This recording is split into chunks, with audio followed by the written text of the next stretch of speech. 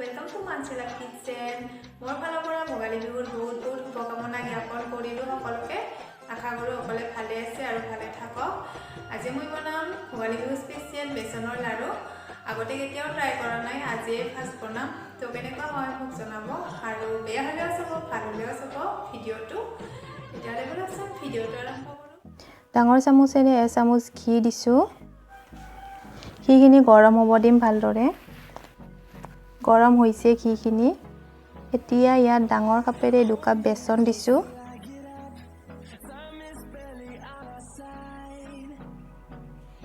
লৰাই দিম ভালদৰে। আৰু বেচনখিনি মই 10 বা 15 মিনিট ভালকৈ ভাজি ল'ম কেঁচা গন্ধটো যোৱালৈকে।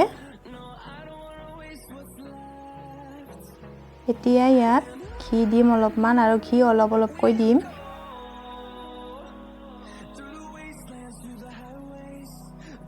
লৰাই দিম ভালদৰে আৰু অলপমান দিম।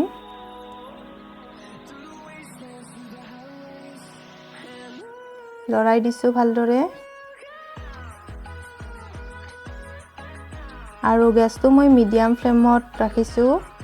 আৰু এইখিনি হৈছে অৰেঞ্জ ফুড কালাৰ, এইখিনি মই ইয়াত দি দিম কালাৰটো ভাল দেখিবৰ কাৰণে। পানী দিছোঁ অলপমান আৰু পানী মই নৰ্মেল পানী ব্যৱহাৰ কৰিছোঁ। মিক্স কৰি দিছোঁ।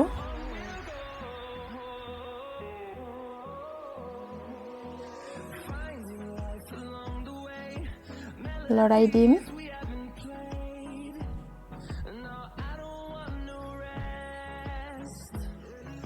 আৰু অলপমান পানী দিছোঁ।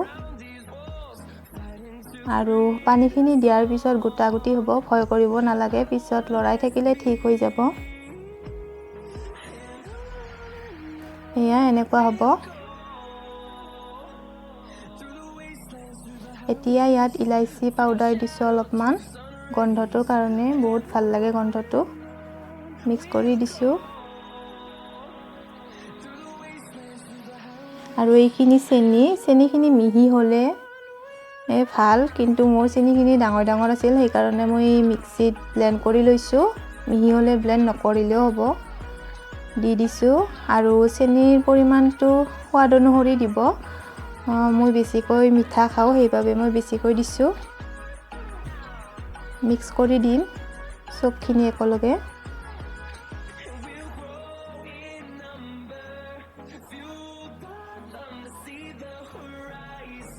লৰাইছোঁ।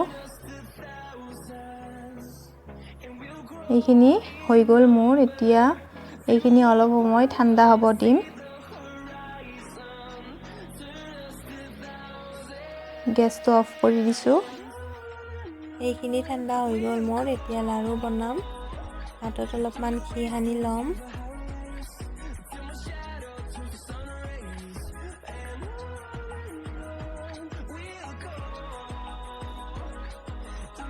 এইখিনি হৈছে নাৰিকল, ৰুকি থোৱা নাৰিকল। এইখিনি মই অলপমান ভাজি লৈছোঁ, লাড়ুত ব্যৱহাৰ কৰিম। দেখিবলৈ ধুনীয়া হ'ব আৰু খাবলৈও সোৱাদ হ'ব। এয়া এতিয়া নাৰিকলত লগাই দিম।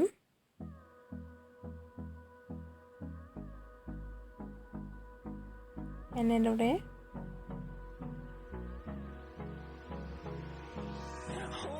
এইটো প্ৰথমটো বেচনৰ লাড়ু মোৰ ৰেডি হৈ গ'ল। আৰু মই গাৰ্নিছ কৰিম খিচমিচ, ওপৰত এটা খিচমিচ দিম।